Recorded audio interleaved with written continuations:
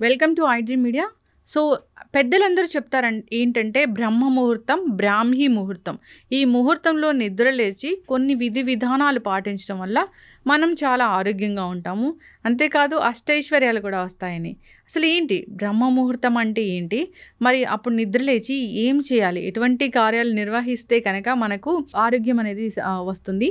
So దీని గురించిన పూర్తి వివరాలు తెలుసుకుందాం. మనతో పాటు ఉన్నారు ప్రముఖ vegetable therapist and sun spiritual society founder Vikramaditya Guruji గారు. గురూజీ నమస్తే అండి. సూర్యోస్మితలి. ఉదయాన్నే నిద్ర లేవాలి, నిద్ర లేస్తే మనకు ఆరోగ్యం బాగుంటుంది ఇలా చెప్తూ ఉంటారు. అంటే ఇంకా చెప్తారేంటంటే మీలాంటి పెద్దలు బ్రాహ్మీ ముహూర్తంలో నిద్ర లేవాలి, కొన్ని రకాల విధి విధానాలు పాటించాలి, పాటిస్తే కనుక అష్టైశ్వర్యాలు ఆయుర ఆరోగ్యాలు వస్తాయని. అంటే ఏంటి గురువుగారు, అసలు బ్రాహ్మీ ముహూర్తం అంటే ఎన్ని గంటలకి మనం చెప్తాము? 3 to 4:30 బ్రాహ్మీ ముహూర్తం అంటారు. 3 to 4:30 అంటే ఆ 90 minutes చాలా ఎక్స్ట్రాడినరీ టైం అన్నమాట. దాని తర్వాత ఉషోదయం, దాని తర్వాత సూర్యోదయం. అంటే 3 to 4:30 బ్రహ్మ ముహూర్తం, 4:30 to 5:30 ఉషోదయం, 5:30 to 6:30 సూర్యోదయం. అంటే ఎప్పుడూ కూడా అంటే మన కాలమాన పరిస్థితులు మారుతూ ఉంటాయి. ఇది మార్గశీర్ష మాసం, ధనుర్మాసం అంటాం. ఇక్కడ సమయం మనకి తెల్లవారుజామున 6 తర్వాత సూర్యోదయం అవుతూ ఉంటుంది. అవును. అంటే ప్రకృతిలో సూర్యుడు తూర్పున ఉదయించి పడమర అస్తమించటం, అలాగే 6 నెలలు ఉత్తరాయణం నుంచి దక్షిణాయనంకి ట్రావెల్ చేస్తూ మళ్ళీ దక్షిణాయనం నుంచి ఉత్తరాయణానికి మారుతూ ఉంటారు. ఆయన ఎప్పుడు ఆయన భ్రమణం ఎంత అద్భుతంగా ఉంటుంది అంటే తూర్పున ఉదయించి పడమర అస్తమిస్తారు. మనం దిక్కులుగా తీసుకున్నప్పుడు తూర్పు పడమరలు, అలాగే ఉత్తర దక్షిణాలు, అలాగే ఈశాన్య నైరుతి, ఆగ్నేయ వాయువ్యాలు, ఇవన్నీ కార్నర్స్ అనమాట. వీటిలన్నిటిని ఎంత అద్భుతంగా బ్యాలెన్స్ చేస్తూ ఉంటాడంటే ఆయన ఇలా ఉదయించి ఇలా రివర్స్ ఎప్పుడు ఇది జరుగుతూ ఉంటుంది.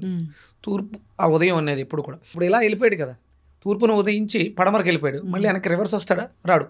అంటే భూమి తన చుట్టూ తాను తిరుగుతూ సూర్యుని చుట్టూ తిరిగే ఈ పరిక్రమలో తూర్పు పడమరలు. ఇక మరి మిగతా దిక్కుల వాళ్ళకి అంటే అందరినీ సమదృష్టితో చూసేటువంటి భగవంతుడిగా మనం మాట్లాడుతాం.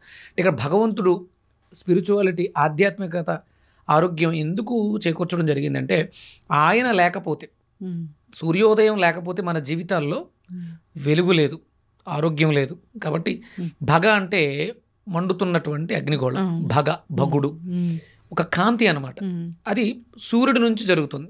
అంటే మంచి చేసేవాళ్ళు శక్తిని భగవంతుడు, అదే మనం డివైన్ ఎనర్జీ, ఇక్కడ మనల్ని నడిపించేది శక్తి, ఎనర్జీ. ఇది బ్రాహ్మీ ముహూర్తం అంటే బ్రహ్మ ముహూర్తం. బ్రాహ్మి అంటే సరస్వతి, బ్రహ్మ అంటే సృష్టికర్త. ఈ బ్రాహ్మీ ముహూర్తంలో మన శరీరంలో కణజాల నిర్మాణం జరుగుతూ ఉంటుంది. అంటే శరీరంలో సిస్టమ్స్ అన్నీ కూడా ఈ సిస్టమ్ మీద ఆధారపడి ఉంటాయి.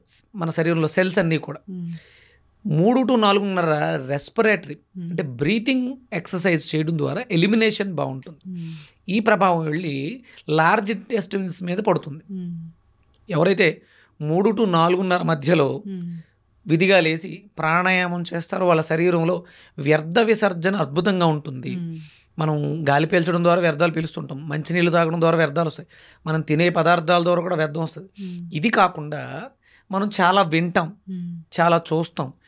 ఈ వ్యర్థాలన్నీ కూడా ఎలిమినేట్ అయ్యే అద్భుతమైనటువంటి సమయం 3 to 4:30. ఓకే. మనకి కళలు కూడా ఇంచుమించు ఆ సమయంలోనే వస్తాయి. అంటే భౌతిక దేహాన్ని విడిచిపెట్టి లోపల ఉన్నటువంటి ఎనర్జీ శరీరం, శక్తి శరీరం, ఆత్మ ఒక ట్రావెలింగ్లో ఉంటుంది. ఇది సుసుప్తావస్థలోకి వెళుతుంది అనమాట.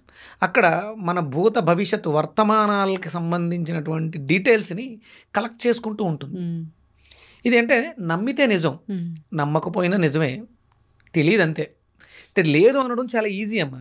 ఆత్మ లేవు గాడదు గుడ్డు అని అనేయడం చాలా సింపుల్, దానికి ఏమీ నాలెడ్జ్ అక్కర్లే. కానీ ఆత్మ ఉంది అని ప్రూవ్ చెయ్యాలి, లేకపోతే ప్రయత్నించాలి, తెలుసుకోవాలంటే మాత్రం సాధన చేయాలి. ఎంతో జ్ఞానం ఉంటే తప్ప దాన్ని మనం సాధన చేయలేం. ఈ బ్రాహ్మీ ముహూర్తంలో నిద్ర లేవటం వల్ల ఈ సుప్తచేతన అవస్థ, సబ్కాన్షియస్ మైండ్ యాక్టివ్గా ఉంటుంది. ఎనర్జీస్ అన్నీ కూడా చాలా అద్భుతంగా ఉంటాయి అన్నమాట. ఇక్కడ మన శరీరంలో బయోమెట్రిక్ క్లాక్ అనే దాని వ్యవస్థలో ఎలిమినేషన్ టైం, ఆక్సిజన్ బాగా తీసుకోవచ్చు. ఇప్పుడు మ్యాక్సిమం చూడండి మీరు, మేజర్ కాంప్లికేషన్స్ కిడ్నీలు ఎక్కువ ఫెయిల్ అవుతున్నాయి ఆరోగ్యంగా ఉన్న వాళ్ళకి కూడా. అంటే మన ఫంక్షన్స్ అన్నీ కూడా మ్యాక్సిమం తగ్గిపోయినాయి. ఎవరికి కూడా 100% యాక్టివేషన్ అనేది లేవు ఆర్గన్స్ అన్నీ కూడా. కిడ్నీ ఫంక్షన్ మీరు చూసుకుంటే 30-40% ఉంటుంది, లంగ్స్ 30-40%. 100% ఎవరూ కూడా అంటే ఒక 3 ఫ్లోర్లు మెట్లు ఎక్కి పైకి వచ్చి రిలాక్స్డ్గా నార్మల్గా కూర్చునే వాళ్ళు ఎవరు ఉండరు. ఎంతో కొంత ఆయాసం వస్తూ ఉంటుంది. 3-4 ఫ్లోర్లు ఎక్కిన తర్వాత కూర్చుని ఒక గంట వరకు మంచినీళ్ళు తాగక్కలేదని స్థితిలో ఎవరు ఉండదు. దాహం వేస్తుంది. అంటే కిడ్నీలు ఆ పనితనం తగ్గిపోయింది. బ్రాహ్మీ ముహూర్తంలో నిద్ర లేవడం వల్ల మన శరీరంలో ఉండేటువంటి ఇంటర్నల్ ఆర్గాన్స్ అన్నీ కూడా యాక్టివ్గా వాటి వర్క్ల్ని టైమింగ్ ఉంది. 3 to 4:30 respiratory, 4:30 to 5:30 large intestines, 5:30 to 6:30 stomach. ఇవన్నీ యాక్టివ్ టైమింగ్స్ అనమాట. ఈ 12 ఆర్గాన్స్ 12 గంటల మీద వర్క్ చేస్తూ ఉంటాయి. ఆ సమయంలో లేచినప్పుడు అంటే మల విసర్జన, కాన్స్టిపేషన్ ప్రాబ్లం ఉంది. ఎందుకు? వాడికి బ్రీతింగ్ ఎక్సర్సైజ్, బ్రీతింగ్ లేదు, ఆక్సిజన్ లేదు, అందుకని ఎలిమినేషన్ అవ్వట్లే. దానికోసం మనం ట్యాబ్లెట్లు వేసుకోవడం, సిరప్పులు తాగడం చేస్తూ ఉంటాం. ఎవరైతే కాన్స్టిపేషన్తో బాధపడుతున్నారో మీరు 3కి లేచి ఒక 10-15 నిమిషాలు శుభ్రంగా ప్రాణాయామం చేసి పడుకోండి. కరెక్ట్గా మిమ్మల్ని 5:30కి లేపుద్ది ఎలిమినేషన్. మల విసర్జన అద్భుతంగా జరుగుతుంది. ఎప్పుడైతే వ్యర్థాలన్నీ ఎలిమినేట్ అయినాయో మీకు కావలసినటువంటి ఆరోగ్యం చేకూరుతుంది. మీరు ఐశ్వర్యాలు ఎన్నవి? అష్ట అంటే 8. లక్ష్మి అంటే ఐశ్వర్యం అంటే లక్ష్మీగా అంటాం. లక్ష్మి అంటే లక్ష్యం. ఆవిడకంటూ ఒక ఫిజికల్ ఫామ్ మనం ఇచ్చాం. ఆవిడ తామర పువ్వులో కూర్చుంటుంది, బిందుతో డబ్బులు పట్టుకుంటుంది, చేతిలో తామర పువ్వులు ఉంటాయి, ఆ పక్కన ఏనుగు ఉంటుంది, 2 ఏనుగులు ఉంటాయి. ఇవన్నీ మనం ఇచ్చుకున్నాం. అంటే లక్ష్మి అంటే ఎనర్జీగా తీసుకుంటే అది మన టార్గెట్, మన లక్ష్యం. మనం జీవితంలో ఎదగాలి, అభివృద్ధి సాధించాలి. డబ్బు పరమావధి కాదు, డబ్బు అందరూ సంపాదించేస్తారు.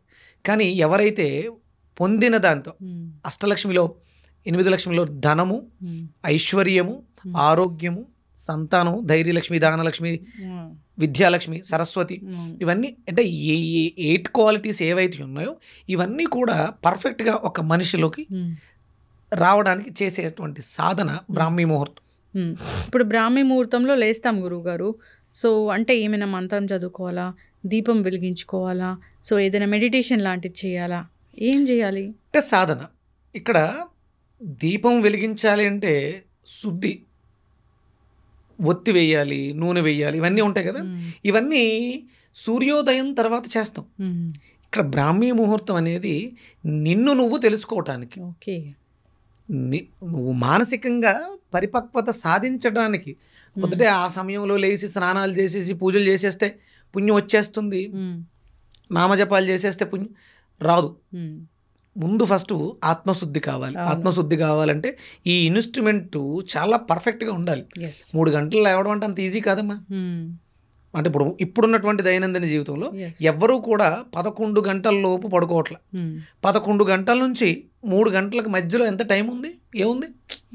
4 hours. సరిపోతుందా? బద్ధకంగా చిరాగ్గా ఉంటుంది. దాన్ని సాధించాలంటే ముందు ఫస్ట్ నైట్ త్వరగా పడుకోవాలి.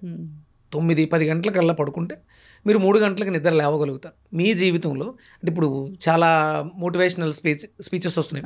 లా ఆఫ్ అట్రాక్షన్, ఆకర్షణ సిద్ధాంతం, ఈ మేనిఫెస్టేషన్, ఇలాంటివన్నీ చెప్తూ ఉంటారు. ఏమొద్దు, శుభ్రంగా లేచి ప్రాణాయామం చేయండి. వ్యర్థాలన్నీ విసర్జించబడితే మీలోనే ఉన్న ప్రతిదీ A to Z యూనివర్స్లో ఉన్న సంపద అంతా ఇన్నర్ యూనివర్స్లో ఉంది, అవుటర్ యూనివర్స్లో ఉన్న సంపద అంతా. దాన్ని మెటీరియలైజ్ ఎలా చేసుకోవడం అనే ఆలోచన రావాలంటే ముందు ప్యూరిఫికేషన్ కావాలి. ప్రాణాయామం చేయండి 10-15 నిమిషాలు. అవకాశం ఉంటే ఇక మీకు డే లైఫ్లోకి వచ్చేయండి, లేదంటే మళ్ళీ పడుకోండి. కానీ బిఫోర్ సన్ రైజ్ మాత్రం నిద్ర లేవాలి. అంటే మినిమం 5:30కి అయితే కంపల్సరీ మళ్ళీ లేచి స్నానం అయ్యి చేసి అప్పుడు ఉదయిస్తున్నటువంటి సూర్యుడికి ఎదురుగుండా నిలబడి మీరు మంత్రాలు చేస్తారా, నమస్కారాలు చేస్తారా, దీపం వెలిగించుకుంటారా, ఇవన్నీ తర్వాత. కానీ ఫస్ట్ ఈ నిద్ర లేవడం అనేది ఒక క్రమశిక్షణ, మన సిస్టమ్ని బాగు చేసుకోవడానికి. ఈరోజు ఒక ఉన్నతమైన స్థితిలో ఉన్నటువంటి అంటే మనం టాటా బిర్లాలు వీళ్ళను పెద్దవాళ్ళ గురించి వీళ్ళందరూ కూడా బిఫోర్ సన్ రైజ్ నిద్రలేచిన వాళ్ళు జీవితంలో ఒక అద్భుతమైనటువంటి స్థితిలో ఉన్నారంటే ఒక క్రమశిక్షణ. సూర్యోదయానికి పూర్వం నిద్ర లేవడం అనేది క్రమశిక్షణ.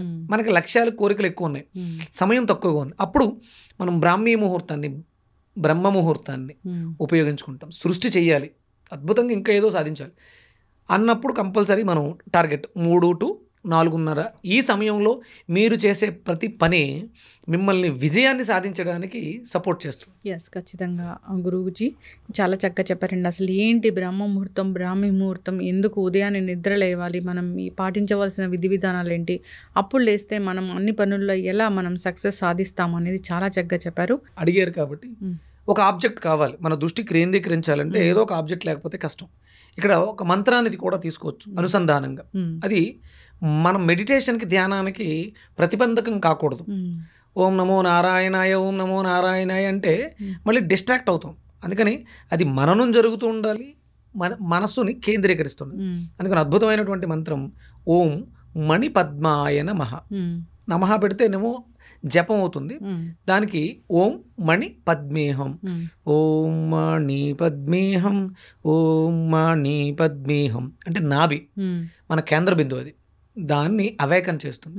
ఇది మనసులో హమ్ చేసుకుంటూ లేదంటే చిన్న ప్లేయర్ ఏమైనా పెట్టుకుని వింటూ శ్వాస ఉచ్ఛ్వాస నిశ్వాసాలను గమనించండి. అంటే దృష్టిని కేంద్రీకరించడం కాదు, సాధన చేయటం. ఇన్హేల్ ఎక్సేల్ 10-15 నిమిషాల పాటు నిర్విరామంగా 2 ముక్కు రంధ్రాలతోటి వీలైతే శ్వాసను తీసుకుని విడిచిపెట్టడం, లేదంటే ఎడా పింగళ నాడీలతో అనుసంధానం చేయడం.